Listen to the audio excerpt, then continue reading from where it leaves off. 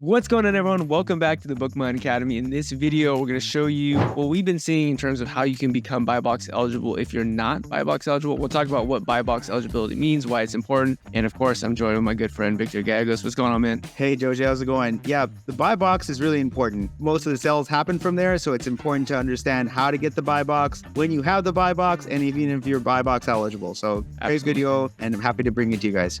Yeah, do it.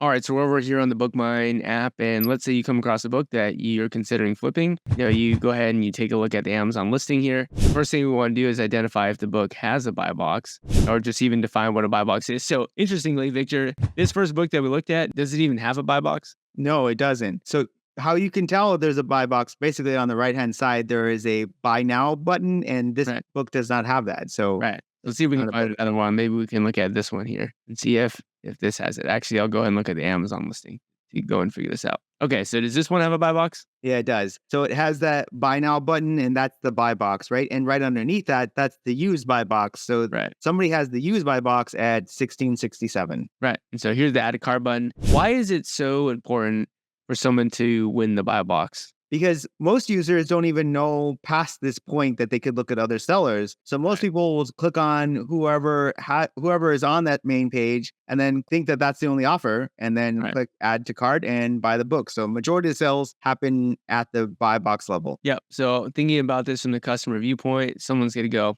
I need to buy this book. 74, that's not it. Is it cheap? Oh, 16.67. Boom, add to cart. Yeah, right, exactly. That's what most people are going to do. Like literally you could have saved $3, right? If you just click this button. Yeah. But the thing is, there's a certain percentage of people who are not going to do that, right, Victor? Right. Yeah. Exactly. It takes more work, right? And so if you're not, let's say, the lowest offer, let's say you're the 7th or 8th lowest offer, someone literally has to scroll, Victor. Scroll.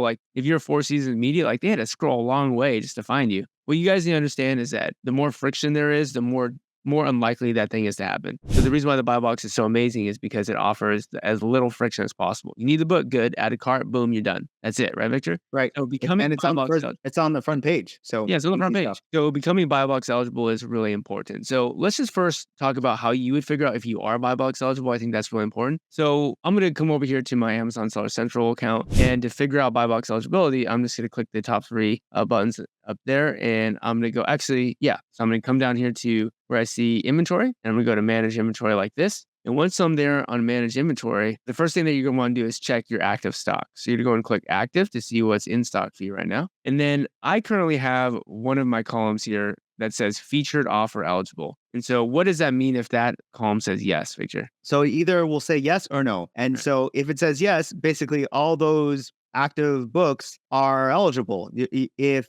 you are close to the current buy box, you will sometimes get the buy box from that listing. So as long as it says yes, you are buy box eligible. Very good. And let's say you don't see that feature, like let's say it just says there's nothing there. It says sales rank F and SKU. What you need to do is actually scroll over to the right where you see preferences. It says 7 columns hidden. When you click on that button, you'll be able to click any one of these things that you do or do not want to show up as a column. You can see I have featured offer eligible check marked, which means it will show up. If that was uncheck marked, you wouldn't be able to see it. You'd have to come here, check it so that now it appears and you can see it. Does that make sense, Victor? That does make sense. Obviously, come down here and make sure you click Save Changes. Now, Victor, let's say it says no on that column. Let's say you're not eligible. Let's say here under featured offer, again, let me click active. Under featured offer, it says no. What does that mean, and kind of what is our strategy for getting this to say yes? So more than likely, if it says no, more than likely you're a new seller or a seller maybe they just recently got some bad feedback. Right. And so how to actually gain the buy box is basically having about 3 months of consistent history of selling books where your customers are happy. So as long as you're selling quite frequently for 3 months, and you haven't got any negative feedback, more than likely you'll then gain the buy box. Yeah, it's important to know that Amazon doesn't publish these things. Amazon doesn't really publish hey, this is how you win the buy box. So this is just what Victor and I have seen over many years of having sold books ourselves and seeing other people ask us about these. So it's not like if you Joji, Victor, I sold exactly 3 months on the day. I'm not buy box eligible, right? It's more of like a spectrum. It's like a slide. It's not the same for everyone. Some people are like, I got buy box eligible, in 2.5 months. And then other people, I've been selling books for 6 months. I'm not. It really comes down to a few factors, bro, right? So at least we think. We don't know for sure, but make sure you're selling books consistently. Make sure that Amazon's happy, which means that your customers are happy. That means when a book is in acceptable condition because it's got writing and highlighting in it, you don't list it as like new, right? Right.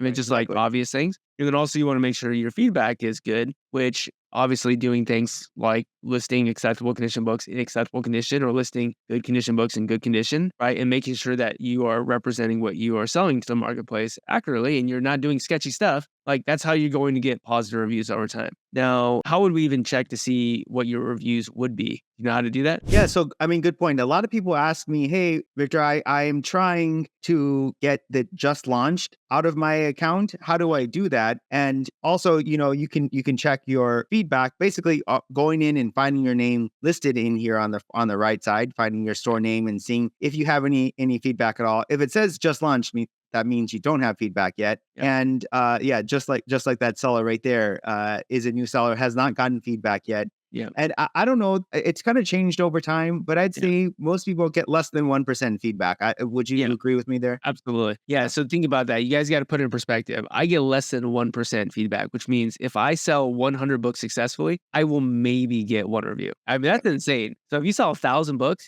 like in a year, you should expect to get around 10 feedback. So, if you sell 4,000 books, like last year I sold over 4,000 books, I didn't even get 40 reviews. I want to say I think I got like 20, maybe like 25 reviews. So for me, it's like probably closer to 0.5%.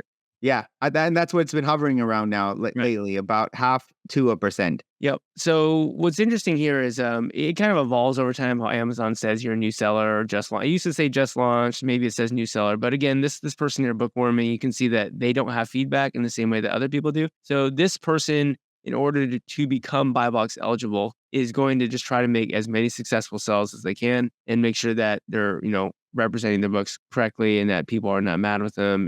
Amazon doesn't have issues with them. And maybe a strategy you guys can think of is because of the fact that, he's not the cheapest offer and he's not even going to be buy box eligible, it's probably a good idea for this person to be super competitive on their price. Would you agree? Yeah, I was about to ask you, what would you do if you just were a brand new seller, like starting today? What would you try to do to get the buy box one day? Yeah, it's a great question. Well, probably one of the biggest things is when you are sourcing over here on BookMine is really making sure that the books you're buying don't have a ton of FBA competition, because then you're going to get mixed in all the FBA offers, right? So we are selling FBA, which means that we're definitely going to be more wanted over these FBM offers. But for a book like this, right, if I filter by prime offers, you can see there's 13 options. You're going to get lost in a sea of these. Ideally, if you can find a book, Victor, that maybe there's no FBA offers or one or two, you have a better shot, right? Right. So that's what I'll say there.